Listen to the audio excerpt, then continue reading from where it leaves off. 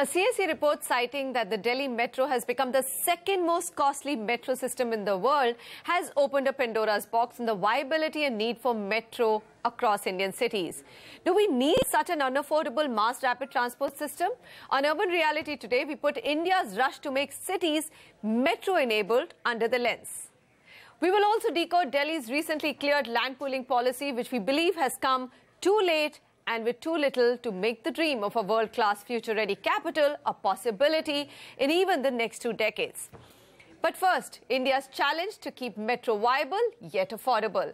Joining me on the show, Mr. M. Ramachandran, former Secretary, Ministry of Urban Development, and Shreya Gadapalli, South Asia Director at Institute for Transportation and Development Policy.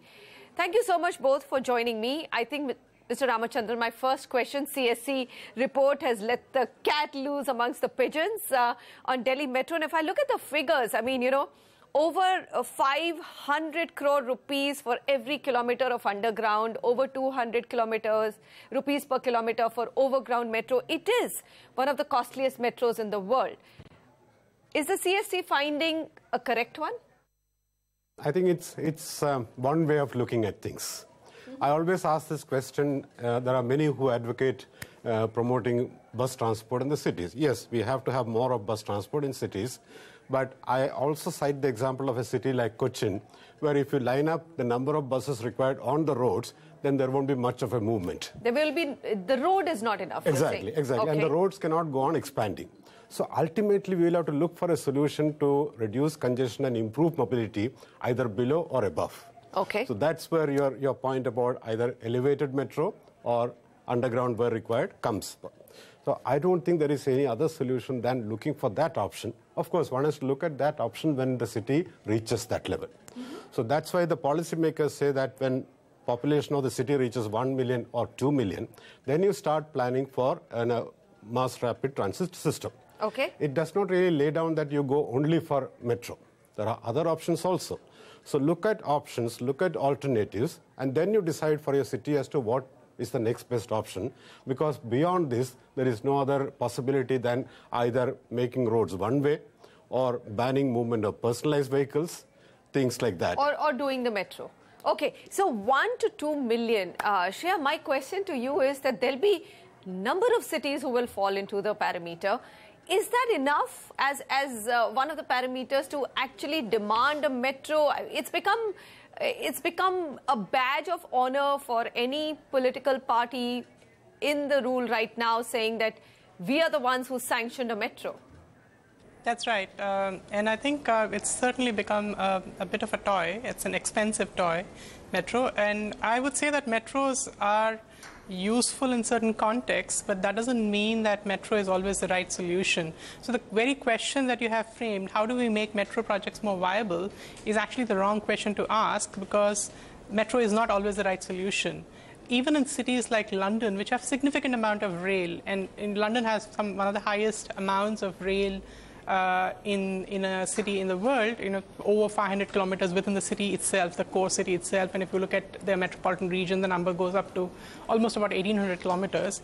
Yet, TfL's own statistics show that there are more passengers on bus than on rail. I don't want this to be a competition between bus and rail, but the point is that metro is not always the right solution. It has in certain contexts it makes sense, in most contexts it does not. So in an Indian context, I would say metro only makes sense also only on a few corridors in cities which have a population of over 5 to 6 million. Anything less than that, it actually doesn't make sense. So in a Delhi or a Bombay or even Bangalore and Chennai, you know, and Calcutta, it makes sense. But when you start coming to smaller cities like, you know, 1 to 2 million cities, it just doesn't make any sense. And do remember that in the 1 to 2 million cities, we have practically no public transportation, so to speak, of. You know, you have cities which are wanting to have metros. I wouldn't like to name those cities, which have practically no bus services in the city. Right. So, you know, when TfL itself acknowledges that the buses are the principal mode of transportation, and they are integrated with, of course, the metro, the rail, we need to start thinking about the bus. And unfortunately, in the last 3 decades, we've completely missed the bus, figuratively and literally. Okay, very good point. I know this is not a Delhi-centric conversation. Let me then pose you one question. In certain cities, of India, BRTS has worked very well, right? You've got Ahmedabad as a standing example of how BRTS has done very well. In Delhi, though, BRTS failed miserably. Delhi Metro is hailed as one of the most successful mass rapid transportation systems. Dr. Ramachandran, you must have given it a lot of thought in terms of whether 1 to 2 million is the right population benchmark to go ahead with a rapid metro, or do you not go with something which is way cheaper, BRTS? See, BRTS again is a workable proposition if the full network is available for the city. Now, even in Ahmedabad, though there is a Genmarg which caters to certain parts or certain sections of the society, it's not a full network. Even for metro, the same principle applies. We are judging the metro at a stage where part of the city has got covered by the metro network. And more so by the Delhi example, because after Kolkata, after many years, only Delhi could take the lead to think in terms of a metro. And Delhi's metro, the first part, basically served the core area, which probably is not the right area. But now slowly in the phase 2, phase 3, phase 4, they are expanding to other areas where metro is required. Okay. I see the point that it is a call to be taken by the city and the state government, and that's what the metro policy always says. So let me come to this question. Should we then just take metro as a social project rather than something that we have to make viable? Because it's greener and cleaner, pardon me. I would say absolutely so, because in cities also or in states we subsidize the bus transport. We support it because that is the common man's mode of transport. And when the common man has to spend something like 15, 20% or even 25% of his income or her income on commuting, the question is what is the option which becomes available? Also the time factor, because one can take a bus mode and spend maybe 1.5 hours to reach such destinations. But ultimately, we'll have to have a better option where we save time also, and one can fit it into one's scheme of life. Okay. Shreya, cleaner, greener mobility is also something that a city like Delhi is gasping for, right? And the air quality in other cities is not likely to get better. Globally, what worries me is, and this is where you need to come in, even in cities where there is great public transportation, there's a greater shift to private vehicles. We are at the start of this journey. How are we going to handle this? Sure, that's a great question to ask. And let me say this. First of all, we need to choose the right or appropriate public transportation technology as fits in a given city. I'll come to that in a minute. But the second point is that we also need to build the right kind of cities which are integrated with the public transportation that you have created. This is sometimes called transit-oriented development. Unfortunately, the word TOD has gotten a little maligned, if you will, because of certain reasons. But the basic idea is very simple. You create a network of transit and you ensure that people live and work and enjoy closer to where transit exists. And last but not the least, you need to cut subsidies to the inefficient modes and realign priorities and redirect the funding. And I can explain each of these points.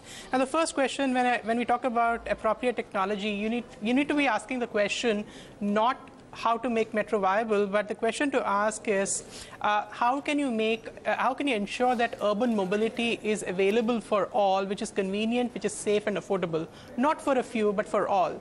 Somewhere we've come to accept, if you will, that cars have the first right over a road, but that's not what our Constitution says. Our Constitution says everybody is equal, and if everybody is equal, a person who's walking or who's on a bicycle or on a bus has as much right over street space as a car does. And once you start looking at the indirect subsidies that you're giving to cars, and we've done some assessments in multiple states in the country, and what we've found is that even though cars pay a certain amount of road tax, the real subsidy to cars is of the order of 40 to 50 times, not 40 to 50%, 40 to 50 times more than bus transit in cities. The second point that I said was about choosing the appropriate technology, if you can just give me a minute. Now, there's no reason why if a technology can give you the same quality of service and is more affordable because it's cheaper to construct or cheaper to implement and operate, you should look at the cheaper or the inexpensive mode rather than the expensive mode. And that is where bus really comes up. And buses actually do not occupy that much space. And we've seen city after city after city, even a city like Kochi for that matter, the reason why the city is choked is because of cars and personal motor vehicles, not because of buses. Okay.